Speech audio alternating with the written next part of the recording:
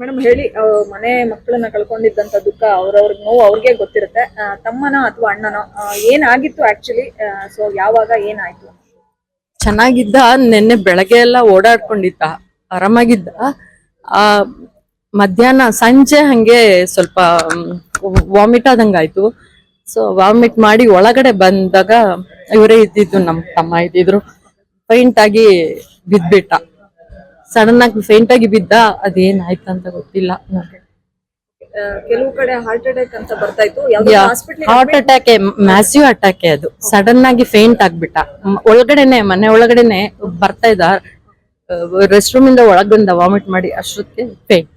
Hospital admit ಮಾಡಿದ್ರ? ಇಲ್ಲ madam, within a minute, 1 second ಅಲ್ಲಿ ಹತ್ರ ಬಿದ್ಬಿಟ್ಟ. ಈಗ ಅವ್ರನ್ನ ನಾವು ಸಿನಿಮಾಗಳಲ್ಲಿ ನೋಡಿದೀವಿ, ನವಗ್ರಹ ಸೇರಿದಂತೆ 4-5 ಸಿನಿಮಾಗಳಲ್ಲಿ ಮಾಡಿದ್ರು. ಇಡೀ ಸಿನಿಮಾ ಅಂದ್ರೆ ನಿಮ್ಮ ಮನೆ ಕುಟುಂಬ ಕಲಾ ಸೇವೆನ ತುಂಬಾ ಮಾಡಿದೆ, ಅಪ್ಪ ಅವರಿಂದ ಹಿಡಿದು. ಸೊ ಈಗ ಅಣ್ಣ ತಮ್ಮಂದ್ರೆಲ್ರು ಅವರು ಕೂಡ ಇಂಡಸ್ಟ್ರಿಯಲ್ಲಿ ಇದ್ದವರು ಅಂತ ಕೇಳ್ಪಟ್ಟೆ. ಸೊ ಯಾರಾದ್ರೂ ನಿಮ್ ಕಷ್ಟನ ವಿಚಾರಿಸ್ಲಿಕ್ಕೆ ಯಾರಾದ್ರೂ ಬಂದ್ರ, ಅಥವಾ ವಿಚಾರ ಗೊತ್ತಾದ ತಕ್ಷಣ ಗಿರಿಯವರು ಡೆತ್ ಆಗಿದ್ದಾರೆ ಅಂತ ಅಂದ ತಕ್ಷಣ ಯಾರಾದ್ರೂ ಕಾಲ್ ಬಂದ್ರು ಮೇಡಮ್?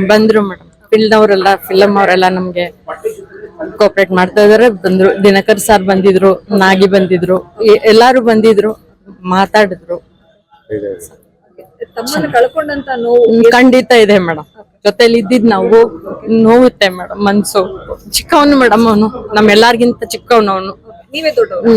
ನಾನ್ ದೊಡ್ಡವಳು, ಇವನ್ ಸೆಕೆಂಡ್ ದೊಡ್ಡವನು ಬೈದಾನೆ. ನಾನ್ ಮೂರನೇವಳು. ಅವಳು ಇದ್ದಾಳ, ಅವಳು ತಂಗಿ. ಎಲ್ಲಾರ್ನು ನೋವತ್ತೆ ಮೇಡಮ್. ನಾವೆಲ್ಲ ದೊಡ್ಡವ್ರು ಚೆನ್ನಾಗಿದ್ದೀವಿ. ಚಿಕ್ಕವನ್ ಕಣ್ಮುಂದೆ ಓಡಾಡ್ಕೊಂಡಿರೋನ್ಗೆ ಸಡನ್ ಆಗಿ ಹಿಂಗಾದಾಗ ಖಂಡಿತ ನೋವಾಗತ್ತೆ. 75 ವರ್ಷ ನಮ್ಮ ಮದರ್ಗೆ. ಅವ್ರ ಅಮ್ಮ ಅಂದ್ರೆ ಚಿಕ್ಕಮ್ಮ. ಅಮ್ಮ ಅಪ್ಪ ಇಬ್ರು ಹೊಟ್ಟೋದ್ರು. ನಮ್ಮ ಅಪ್ಪ ಅಮ್ಮ ಇಬ್ರು ಇಲ್ಲ. ಇವರು ಚಿಕ್ಕಮ್ಮ ಜೊತೆ ಇದ್ದ. ದೊಡ್ಡಣ್ಣ ಇಲ್ಲಿ. ಗಿರಿ ಸರ್ ಯಾಕೆ ಮದ್ವೆ ಇಲ್ಲ ಅದು ಏನೋ ಆಗ್ಲಿಲ್ಲ.